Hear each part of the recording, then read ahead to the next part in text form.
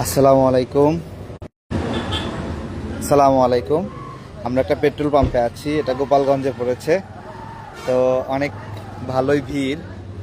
এইদিকে আমাদের বাইকার ভাইরা আছে, 50 জনের মতো আছে ওয়েটিংয়ে।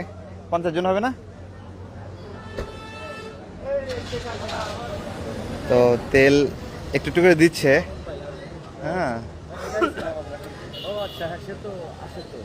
আমরা একটু দেখি এখানে।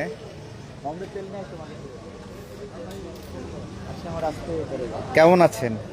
জি আছি আলহামদুলিল্লাহ। আলহামদুলিল্লাহ।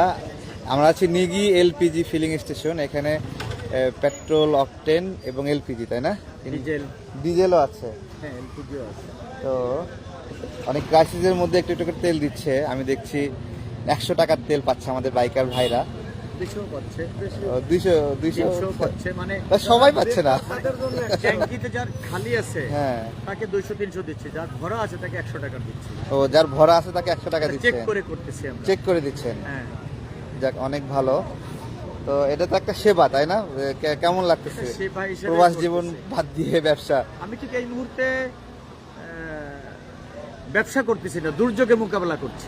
দুর্যোগ মোকাবেলা করছেন? হ্যাঁ, তেল সংকটের দুর্যোগ, এটা মোকাবেলা করছি। আমরা প্রায় 5-6টা পাম্প পরে এই পাম্পটা এসে পেয়েছি, অ্যাক্টিভ পেয়েছি। 5টা পাম্প হবে এরকম। তো এখানে দেওয়া হচ্ছে মোটামুটি অল্প অল্প করে দিচ্ছে। আমি একটু দেখি, যেমন এই যে 100 টাকা করে পাচ্ছে বাইকার ভাইরা, 100 টাকা করে দিচ্ছে সবাইকে। হ্যাঁ, তো 100 টাকা করে দিচ্ছে, অল্প অল্প করে পাচ্ছে সবাই।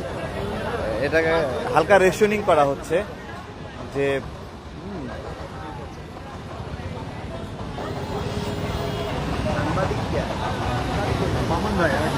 তো সব পাম্প যদি একটু নিয়ম মেনে সবার জন্য চালু রাখতো তাহলে কিন্তু এরকম হতো না, তাই না? কিন্তু আমি শুরু থেকে এই পর্যন্ত কখনো পাম্প বন্ধ করি বন্ধ করেননি? না, চলতেছে। কাস্টমাইজ করে ভেবে দিচ্ছি, ও, মানে চালু রাখছি অল টাইম, এবং আমি 15 থেকে 16 ঘন্টা প্রতিদিন সার্ভিস দিই। প্রতিদিন? হ্যাঁ, তাহলে এখানে আসলে অনেকে তেল পাবে আশা করা যায়। অবশ্যই আমি চেষ্টা করব। মান্দারতলা মেইন রোড, সদর, গোপালগঞ্জ। আমাদের খুলনা প্রবাসী হাইওয়ে। বড় ভাই, এটা খুলনা হাইওয়েতে। তিনি কিছুটা রেশনিং পদ্ধতিতে অল্প অল্প করে, যাদের তেল বেশি আছে ট্যাঙ্কিতে বা এরকম, তাদেরকে 100 টাকার বেশি দিচ্ছেন না। আবার যারা খালি আছে তাদেরকে প্রয়োজন অনুযায়ীও দিচ্ছেন। তো এটা ভালো লাগলো, সেই জন্য আমি একটু ভিডিও করলাম, সবাই একটু জানলো এই আর কি। কেমন লাগছে? দেশে ভালো বেশি লাগে নাকি প্রবাসী ভালো লাগে? আমেরিকাতে বেশি ভালো লাগে? আমেরিকাতে অ্যাকচুয়ালি ওটার যান্ত্রিক জীবন, যান্ত্রিক জীবন। আর দেশে হচ্ছে মানুষের যে সেবা করার সুযোগ হয়, এটা আমেরিকাতে হয় না, হয় না, এটা প্রবাসে হয় না। প্রবাসে ভালো খারাপ মিলে দেশেই ভালো লাগে না? দেশে অবশ্যই ভালো লাগে। দেশে 10 জন মানুষের সেবা করা যায়। এই যে কাজটা করতেছি এখন, আমার ফ্যামিলি বাইরে, আমি কিন্তু মানে পাবলিকের সঙ্গে মিশে গেছি। এই যে সেবা দিচ্ছে, এটা আনন্দ। আমার কষ্ট হচ্ছে, গলা ভেঙে গেছে। আমি ওখানে দেখছি উপরে আপনার ওয়াইফ, তিনিও আছেন, হ্যাঁ, সেও ভাবি আছে সহযোগিতা এখানে। সেও দুপুরে আমার খাবার নিয়ে আসছে, দুপুরে খাবার নিয়ে ওরে এসছে। খাচ্ছি, আবার সেও সহযোগিতা করতেছে, ইনস্ট্রাকশন দিচ্ছে কোন দিকে কাজ আচ্ছা, আপনি যেভাবে দিচ্ছেন চাইলে সকল পাম্পে এভাবে দিতে পারতো না? অবশ্যই পারবে। পারতো, তাই না? কিন্তু একটা সামথিং ঝামেলাও আছে, ঝামেলা বলা আছে। যায় নাকি? কোথাও না কোথাও একটা ঝামেলা হচ্ছে, যে কারণে পাবলিকের আতঙ্ক ঢুকে গেছে। আতঙ্ক। অ্যাকচুয়ালি তেল শর্টেজ আমি বলবো না। আমি একটা ছোট গল্প বলি, বুঝছেন? আমাদের এলাকায় একজন লোক আছে। আমি সেদিন আমার বাবা যখন মারা গেল, আমি গেছিলাম সেখানে।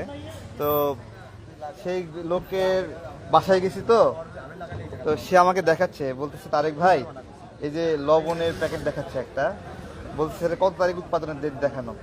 আমি দেখলাম যে 2.5 বছর আগের, এইরকম 3 বছর আর কি। তো বলতেছে যে লবণের একবার সংকট হয়েছিল, মনে আছে? সেই ঘটনা ঘটছে এখানে। হ্যাঁ, তো সেই লোকটা ওই লবণ 1 বস্তা লবণ নিয়ে গেছে নিজের পরিবারের জন্য, এবং 3 বছর ধরে যে লবণ খায়, সর্বশেষ প্যাকেটটা আমাকে দেখাচ্ছে, এই হলো সর্বশেষ প্যাকেট। এইবারও ঠিক সেই সেম ঘটনা। তারপরেও কিন্তু এখন দেখা যাচ্ছে যে লোকজন অলরেডি কিছু খুচরা মার্কেটে 300-350 টাকা অকটেন পেট্রোল বিক্রি করছে। এটা কি এই জন্যই আমাদের এখানে চাপটা বেশি। আর বুঝতে পারছি। আমরা যেহেতু গভর্নমেন্ট রেটেই তেলটা জ্বালানিটা সেল করতেছি, এখন পেট্রোল কত করে দিচ্ছেন? 116 টাকা 42 পয়সা। 116 টাকা 42 পয়সা। আর অকটেন? অকটেন 120 টাকা 42 পয়সা। 120 টাকা 42 পয়সা। ডিজেল? ডিজেল হচ্ছে 100 টাকা 42 পয়সা। ওকে ওকে, মানে বেশি নিচ্ছেন না তো? না না, আমরা কোথাও বেশি নিচ্ছি না। দাম যে লেখা আছে ওটাই নিচ্ছে তো? না হ্যাঁ আচ্ছা আচ্ছা, এখানে বাইকাররাও আছেন। তো এই আর কি, সবাই ভালো থাকবেন ইনশাল্লাহ, দোয়া করি সবাই ভালো থাকবেন। সালাম দেন সবাইকে। জি, আমেরিকা কোথায় আছেন? নিউ ইয়র্কে। নিউ ইয়র্কে? ওজন পার্কে আমার বাসা। ওজন পার্কে ওখানে বাসা আছে? ওখানে তো থাকেন এখন? না, থাকে না, আমার ওয়াইফ, আমরা যাইটাই এই আর ও। যাওয়া আসা করি। আমার ছেলে পড়াশোনা করে। বুঝছি বুঝছি। আপনার এই পেট্রোল পাম্প করতে কত টাকা আনুমানিক ব্যয় হয়েছে? মানে আমি জাস্ট ব্যবসায়িক তথ্য যদিও। এটা আসলে মানে ওইভাবে আমি আসতে যাচ্ছি না, এখন আমি নতুন আসছি। নতুন? এখানে আমি আসছি 7 মাস। 7 মাস? এটা কি নিয়েছেন? 7 মাস এটা স্টার্ট করছি। ও, আমাদের এই যে নিগিএল এলপিজি স্টেশন, এটা উনি কিনে নিয়েছেন এবং ব্যবসা করছেন দেশে।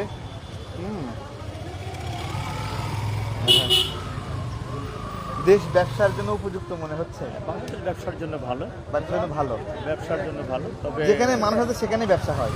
হ্যাঁ, ব্যবসা তাই হয়, না? তবে এখানে নিরাপত্তার অভাব। নিরাপত্তার অভাব। ব্যবসা করছি ঠিকই, আমি এই যে সেবাটা দিচ্ছি অনেক ঝুঁকি নিয়ে কাজটা করতেছি। অনেক ঝুঁকি নিয়ে, টেনশন যে কখন হাতাহাতি হয় বা কি হয়। হচ্ছে হচ্ছে আমার ছেলেকে উঠাই নিয়ে যাচ্ছে, এটা হচ্ছে আবার আমার ছেলেকে উঠাই নিয়ে গেছে? হ্যাঁ, উঠাই নিয়ে যাচ্ছে, ধরে নিয়ে যাচ্ছে। ও। আবার তাকে ওইভাবে কম্প্রোমাইজ করতেছি, তাকে তেল দিচ্ছি। আমার ধরো ওই আমার যে একটা মুভি ক্যামেরা আছে, বাসায় বসে থাকলে হ্যাঁ। আমার 12টা ক্যামেরা অন করে আমি দেখি, ঘুমাই, যতবার ঘুম আসে ততবার ক্যামেরা অন করে দেখি যে সব ঠিক আছে কিনা। বুঝতে পারছি। হ্যাঁ, মানে অনেক কষ্ট এই সার্ভিসটা দেওয়া। অনেক রাত কটা কষ্ট। পর্যন্ত খোলা থাকবে? রাত্রে এটা 11টা, আর আমরা 10টায় বন্ধ করি, কিন্তু 10টা বন্ধ করতে পারি না। যেমন আজকে তো ধরেন এখন 10:30 বাজে, আজকে মনে করছি রাতে 1টা বাজবে। আচ্ছা, যে সকল পাম্প একবারে সুইচ অফ করে রাখে দীর্ঘ সময়, ধরেন 14 ঘন্টা 15 ঘন্টা, এর কোনো প্রাসঙ্গিকতা আছে? তারা চাইলে পারতো না চালু রাখার জন্য? পারতো না? সম্ভব, আমিও তো বন্ধ করে রাখতে পারি, কিন্তু আমার তো কোনো অ্যালটমেন্ট নেই। Allotment নতুন নাই। পাম্প হিসাব আমার বরাদ্দ নেই। কম বরাদ্দ তাও হ্যাঁ, নাকি? আমার বরাদ্দ হচ্ছে আপনার, আমার বরাদ্দ হচ্ছে মার্চ মাসে আমি বঞ্চিত। অন্যদের অর্ধেক? কাঙ্ক্ষিত অনেক কম। অনেক কম? কাঙ্ক্ষিত বরাদ্দ থেকে আমি বঞ্চিত। আমার বরাদ্দ হচ্ছে, যেহেতু গত বছরের মার্চ মাসের যে সেলটার উপরে কোঠা নির্ধারণ করা হয়েছে, ওই সময় আমার পাম্পটা বন্ধ ছিল। বেঁধে আমাকে নর্মাল একটা কোঠা দেওয়া হয়েছে মার্চ মাসে 17,082 লিটার টোটাল ফুয়েল। ওকে। তো সেখানে আমি এই পর্যন্ত আমি বিভিন্ন মাধ্যমে, জেলা প্রশাসকের মাধ্যমে, আমি যমুনা অয়েল কোম্পানির এজিএম এর কাছে, আমি সেলস অফিসারদের কাছে এগুলো ফুটেজ প্লেস করে বিভিন্নভাবে মিডিয়ার মাধ্যমে আমি এই পর্যন্ত 50-60 হাজার তেল আমি আনিছি। 17,000 বরাদ্দ ছিল? 17 বরাদ্দ ছিল। শুধু আমার আগ্রহের কারণে, সেবা দেওয়ার আগ্রহে আমি অলরেডি 65,000 তেল আমি আনিছি, এবং সেটা জনগণের মাধ্যমে আমি সঠিকভাবে সরবরাহ করতে পারছি। জি আলহামদুলিল্লাহ। এভাবে অন্য পাম্পগুলো চাইলে হেল্প করতে পারতো মানুষকে। তাদের বরাদ্দ আছে, বরাদ্দ তারা আছে, দিচ্ছে না, কিন্তু আমার দিচ্ছে না। বরাদ্দ না, আমি দিচ্ছি। মানে এরকমই কিছু বুঝতে ঘটনা পেরেছি। মনে হয়।